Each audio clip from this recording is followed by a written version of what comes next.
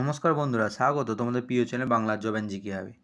অবশ্যই তোমরা জোর কদম অনুশীলন শুরু করে দিয়েছো গ্রুপ সি এবং ডি পরীক্ষার জন্য। আশা করি আমাদের এই ভিডিওগুলি তোমাদের প্রিপারেশানকে আরও বেটার করবে। তো যে সমস্ত বন্ধুরা এখনও পর্যন্ত আমাদের চ্যানেলটিকে সাবস্ক্রাইব করোনি, যে কোনো চাকরির খবর এবং প্রিপারেশানের জন্য অবশ্যই বাংলার জব অ্যান্ড জিকে অ্যাপ চ্যানেলটিকে সাবস্ক্রাইব করে রাখো। তো দেরি না করে শুরু করা যাক আজকের প্রথম প্রশ্ন।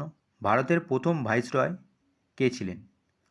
অপশানগুলি হলো Lord Dalhousie, Lord Clive, Lord Canning নাকি ওয়ারিং হেস্টিংস। তো সঠিক আনসারটি এখানে হয়ে যাবে option C, Lord Canning. Lord Canning ছিলেন ভারতের প্রথম ভাইসরয় এবং সালটি হলো 1958 সালে তিনি প্রথম ভাইসরয় হয়েছিলেন। আজকের 2 নম্বর প্রশ্ন, ভারতের প্রথম জাতীয় উদ্যান কোনটি? জিম করবেট জাতীয় উদ্যান, গরুমারা জাতীয় উদ্যান, কাজিরাঙা জাতীয় উদ্যান নাকি হেমিস জাতীয় উদ্যান? তো সঠিক উত্তরটি এখানে হয়ে যাবে জিম করবেট জাতীয় উদ্যান, অপশান এ। এটি ভারতের সর্বপ্রথম জাতীয় উদ্যান এবং এখানেও সালটি আমাদের মনে রাখতে হবে, এটি 1936 সালে প্রথম হয়েছিল এবং এটি যদি অবস্থান জিজ্ঞেস করে সেটাও খুব গুরুত্বপূর্ণ প্রশ্ন, অবস্থান সম্বন্ধেও প্রশ্ন আসে। উত্তরাখণ্ডের নৈনিতাল এলাকায় এটি অবস্থান। আজকের 3 নম্বর প্রশ্ন, এনইপি 2020 অনুযায়ী নতুন স্কুল কাঠামো কত? বর্তমানে যে সিলেবাসের পরিবর্তন এসেছে, এনইপি স্কুল এডুকেশন এবং স্কুল লেভেল এডুকেশন এখান থেকে কোশ্চেন আসবে। তো আজকের ক্লাস থেকে আমরা তোমাদের এনইপি এর প্রশ্ন দেওয়া শুরু করলাম। গুরুত্বপূর্ণ প্রশ্ন একটি, যে এখানে বলছে এনইপি 2020 অনুযায়ী স্কুল কাঠামো, নতুন স্কুল কাঠামো কত? 10+2, 5+3+3+4, 8+4, 6+4+2। তো এখানে সঠিক উত্তরটি হয়ে যাবে অপশান বি, 5+3+3+4। এটি এখানে রাইট অ্যান্সার। 4 নম্বর প্রশ্ন, এটিও একটি এনইপি থেকে এসছে দেখা যাচ্ছে, ভালো করে তোমরা এগুলো অনুশীলন করে নেবে, পরীক্ষা অবশ্যই আসবে যেহেতু সিলেবাস পরিবর্তন হয়েছে। এনইপি অনুযায়ী কোন পরীক্ষার চাপ কমানো হবে? ক্লাস 10, ক্লাস 12, ক্লাস 10 অ্যান্ড 12 না ইউজি এক্সাম? তো এখানে রাইট অ্যান্সারটি হয়ে যাবে অপশান সি, ক্লাস 10 অ্যান্ড 12 উভয় ক্ষেত্রেই পরীক্ষার চাপ কমানোর কথা বলা হয়েছে। এবং এনইপির ফুল ফর্ম এখানে আমাদের জেনে রাখতে হবে, ন্যাশনাল এডুকেশন পলিসি, সেটা আমাদের মনে রাখতে হবে। নেক্সট কোয়েশ্চেন, পশ্চিমবঙ্গে রেশম চাষের জন্য কোন জেলা বিখ্যাত? নদিয়া, মুর্শিদাবাদ, কোচবিহার নাকি জলপাইগুড়ি? তো এখানে রাইট অ্যান্সারটি হয়ে যাবে অপশান বি, মুর্শিদাবাদ।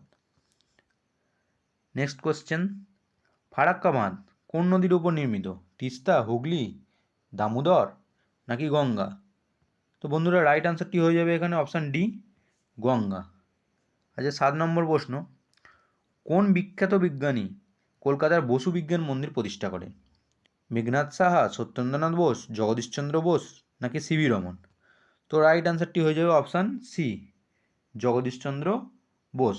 এবং সালটা আমাদের অবশ্যই মনে রাখতে হবে, এখানে বসু বিজ্ঞান মন্দির কবে প্রতিষ্ঠা করা হয়েছিল? সেটা হচ্ছে 1917 সালে বসু বিজ্ঞান মন্দির প্রতিষ্ঠা করা হয়েছিল। নেক্সট কোশ্চেন, ভারতের বৃহত্তম এবং প্রাচীনতম সংগ্রহশালা কোনটি? Victoria Memorial, Indian museum, Jaipur city palace museum নাকি উপরের কোনোটিই নয়? তো সঠিক উত্তরটি হয়ে যাবে অপশান বি, ইন্ডিয়ান মিউজিয়াম। 9 নম্বর প্রশ্ন আজকের, টুসু পশ্চিমবঙ্গের কোন অঞ্চলে ফসল কাটার সময় পালিত হয়? খুব ভালো প্রশ্ন একটি। অপশানগুলি হচ্ছে দার্জিলিং, 24 পরগনা, পুরুলিয়া ও বাঁকুড়া নাকি বীরভূম? তো রাইট অ্যান্সারটি হয়ে যাবে এখানে অপশান সি, পুরুলিয়া এবং বাঁকুড়া। আচ্ছা 10 নম্বর প্রশ্ন, মানবদেহের কোন অংশকে রাসায়নিক কারখানা বলা হয়ে থাকে? অপশানগুলি হলো কিডনি, লিভার, ফুসফুস নাকি হৃৎপিণ্ড? তো এখানে রাইট অ্যান্সারটি হয়ে যাবে অপশান বি, লিভার। আজকের 11 নম্বর প্রশ্ন, কোন জাতীয় সড়ক কলকাতাকে দিল্লির সাথে সংযুক্ত করেছে? NH2, NH6, NH19 নাকি NH34? তো অপশানটি এখানে রাইট অ্যান্সারটি হয়ে যাবে অপশান সি, NH19। এটি আগেতে NH2 নামে পরিচিত কিন্তু বর্তমানে এটা NH19 হিসাবে উত্তর করতে হবে। নেক্সট কোশ্চেন, মায়োপিয়া দূর করতে কোন ধরনের লেন্স ব্যবহার করা হয়? তো অপশানগুলি হলো উত্তল লেন্স, অবতল লেন্স, বাইফোকাল লেন্স, কোনোটিই নয়। এখানে রাইট আনসারটি হয়ে যাবে অপশান বি, অবতল লেন্স, বা আমরা নেগেটিভ হিসেবে যেটাকে বলি নেগেটিভ পাওয়ার, সেই মায়োপিয়া দূর করতে অবতল লেন্স ব্যবহার করা হয়ে থাকে। তো বন্ধুরা, তোমরা উত্তর দিতে থাকো এবং পরিশেষে কত পেলে সেটা অবশ্যই কমেন্ট করে জানিও। নেক্সট কোয়েশ্চেন, 13 নম্বর প্রশ্ন, ইন্ডিয়ান স্ট্যাটিস্টিক্যাল ইনস্টিটিউশন কে প্রতিষ্ঠা করেন? সিভি রমন, জগদীশচন্দ্র বোস, প্রশান্তচন্দ্র মহলানবিশ, নাকি সত্যেন্দ্রনাথ বোস? এখানে রাইট অ্যান্সারটি হয়ে যাবে অপশান সি, প্রশান্তচন্দ্র মহলানবিশ। এবং এখানে সালটিও আমাদের মনে রাখতে হবে যে কত সালে ইন্ডিয়ান স্ট্যাটিস্টিক্যাল ইনস্টিটিউশন প্রতিষ্ঠা হয়েছিল। তো সালটি হবে 1931 সালে প্রতিষ্ঠা হয়েছিল, 1931। বিশ্বের বৃহত্তম মরুভূমি কোনটি? আরব, সাহারা, থর, নাকি আন্টার্কটিকা? তো এখানে রাইট অ্যান্সারটি হয়ে যাবে অপশান ডি, আন্টার্কটিক। পরবর্তী প্রশ্ন, পশ্চিমবঙ্গে কয়টি প্রশাসনিক বিভাগ আছে? 3টি, 4টি, 5টি, নাকি 6টি? তো রাইট অ্যান্সারটি হয়ে যাবে এখানে অপশান সি, পশ্চিমবঙ্গে 5টি প্রশাসনিক বিভাগ আছে। তোমরা অবশ্যই কমেন্টে জানাও 15 নম্বর কোশ্চেনে যে এই 5টি বিভাগ কী কী।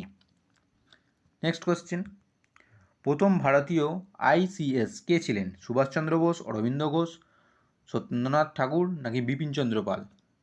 তো এখানে রাইট আনসারটি হয়ে যাবে সত্যেন্দ্রনাথ ঠাকুর, অপশান সি হচ্ছে রাইট আনসার। এবং তিনি 1863 সালে আইসিএস হয়েছিলেন। নেক্সট কোয়েশ্চেন, জয়দেব কেন্দুলি মেলা কোন জেলায় অনুষ্ঠিত হয়? খুব ভালো প্রশ্ন একটি, পশ্চিমবঙ্গের বিভিন্ন পরীক্ষার জন্য একটি খুব ভালো প্রশ্ন। অপশানগুলি হলো বীরভূম, বাঁকুড়া, পুরুলিয়া এবং মেদিনীপুর। তো জয়দেব কেন্দুলি মেলা এটি বীরভূম জেলায় অনুষ্ঠিত হয়। এবং যদি বলে এটা কোন নদের পাশে বা কোন নদের পাশে হয়েছিল, তো আমাদের মনে রাখতে হবে এটা অজয় নদের পাশে জয়দেব মেলা হয়েছিল। পরবর্তী প্রশ্ন, 44তম সংবিধান সংশোধিত হয় কত সালে? 1972, 1970, 1978, নাকি 1976? 44তম সংবিধান কবে সংশোধিত হয়? এর রাইট আনসারটি হয়ে যাবে অপশান সি, 1978। এবং এই সংশোধনে সম্পত্তির যে মৌলিক অধিকার ছিল সেই মৌলিক অধিকার থেকে এটা আইনগত অধিকারে রূপান্তরিত করা হয়। পরবর্তী প্রশ্ন, চিত্রশিল্পী যামিনী রায় বাংলার কোন ঐতিহ্যবাহী শিল্পরীতির দ্বারা অনুপ্রাণিত হয়েছিলেন? Dogra art, terracotta art, Kalighat painting, নাকি আলপনা?